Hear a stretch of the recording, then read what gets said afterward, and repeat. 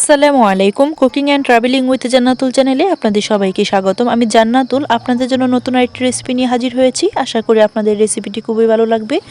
আজকে আমি আপনাদের ডিফারেন্ট টাইপের বন রেসিপি তৈরি করে দেখাবো। আশা করি আপনাদের রেসিপিটি খুবই ভালো লাগবে। না টেনে পুরো ভিডিওর সাথেই থাকুন। প্রথমে একটি মিক্সিং বোল নিয়ে নিয়েছি, সবগুলো উপকরণ নিয়ে নিব। প্রথমে নিয়ে নিলাম 2টি কলা। কলাগুলোকে আমি ভালোভাবে ছুলে নিব। চামচের সাহায্যে কলাটাকে ম্যাশ করে নেব। কলাটা ম্যাশ করা হয়ে গিয়েছে। এখন আমি অ্যাড করব লিকুইড দুধ। এখানে আমি লিকুইড দুধ নিয়েছি 1/3 কাপ, ইস্ট নিয়েছি 1 টেবিল চামচ, চিনি নিয়েছি 1/3 কাপ। আপনারা যে যেরকম মিষ্টি খেতে পছন্দ করেন সেই অনুযায়ী চিনি বাড়িয়ে কমিয়ে দিতে পারেন। দিয়ে দিলাম 1/2 টিস্পুন লবণ। এখন আমি সবগুলো উপকরণ একসাথে মিক্স করে নিব।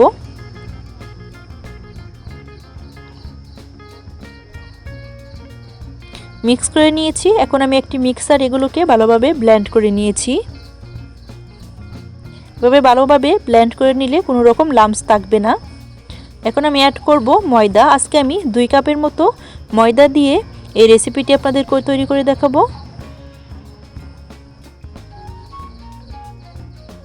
একটি স্প্যাচুলার সাহায্যে আমি আলতো হাতে এগুলোকে মিক্স করে নিচ্ছি। প্রথমে 1 কাপ ময়দা দিয়ে দিয়েছি, পরে আরও 1 কাপ ময়দা অ্যাড করেছি।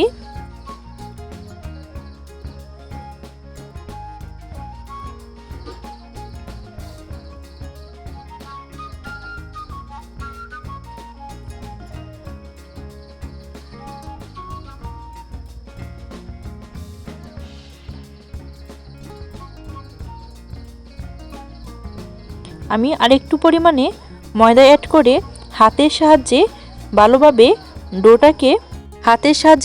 ডোটাকে তৈরি করে নিয়েছি। ডোটা কিন্তু একদম পারফেক্ট রেডি। এখন আমি এখানে সামান্য তেল দিয়ে দিচ্ছি যাতে করে ডোটা একদম স্মুথ হয়ে আসে।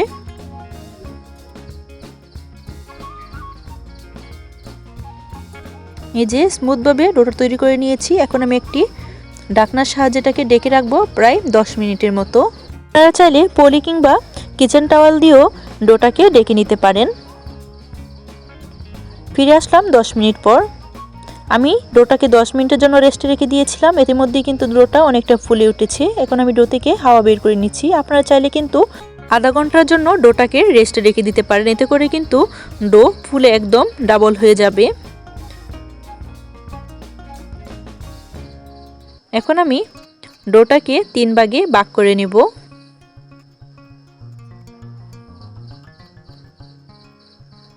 ডোটাকে 3 ভাগে ভাগ করে নিয়েছি। এখন আমি ডোটাকে একটা রুটির সাইজে বেলে নিব। তার জন্য প্রথমে গোল করে তার উপরে সামান্য ময়দা দিয়ে রুটি তৈরি করে নিব।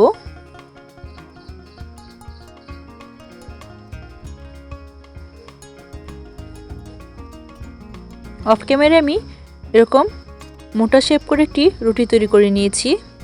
এখন আমি রুটিগুলোকে কেটে নিব। আমি রুটিগুলোকে ত্রিভুজ আকৃতির করে কেটে নিচ্ছি। আপনারা চাইলে যে কোনো সাইজ করে কেটে নিতে পারেন। এই যে আমি বড় সাইজ এবং ছোট সাইজ করে কেটে নিয়েছি আপনাদের বোঝার সুবিধার্থে। আমি আরও একটি রুটি তৈরি করে দেখাচ্ছি।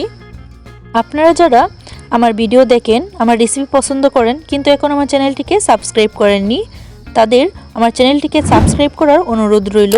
আর যারা অলরেডি আমার চ্যানেলটিকে সাবস্ক্রাইব করে দিয়েছেন তাদেরকে অসংখ্য ধন্যবাদ।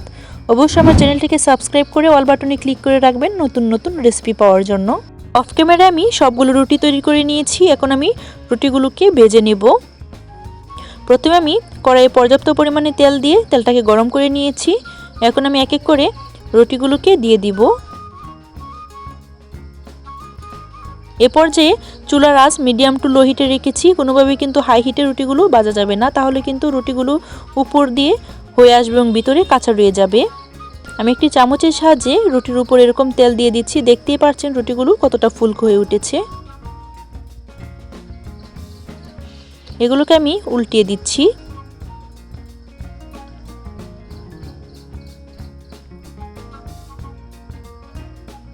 উল্টিয়ে পাল্টে আমি রুটিগুলোকে প্রায় 3 থেকে 4 মিনিটের মতো ভেজে নিয়েছি। এর মধ্যে কিন্তু রুটিগুলো রেডি হয়ে গিয়েছে।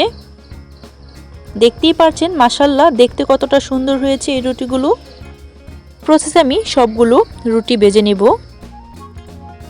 অভিজ্ঞ আপুরা যারা আছেন, যারা সবসময় ভিডিও তৈরি করেন, কিভাবে ভিডিও তৈরি করলে ভিডিওতে ভিউ এবং রিচ বাড়বে, কাইন্ডলি আমাকে একটু বলবেন, তাহলে আমি খুব উপকৃত হব। ইদানিং আমার ভিডিওতে ভিউজ খুবই কম আসছে।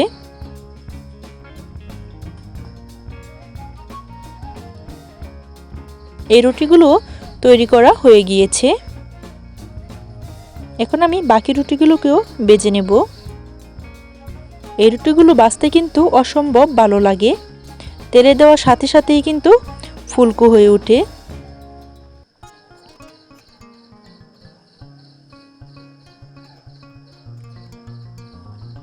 এই রুটিগুলো কিন্তু আপনারা বাচ্চাদের টিফিন কিংবা বিকালের নাস্তায় চায়ের সাথে খেতে পারেন।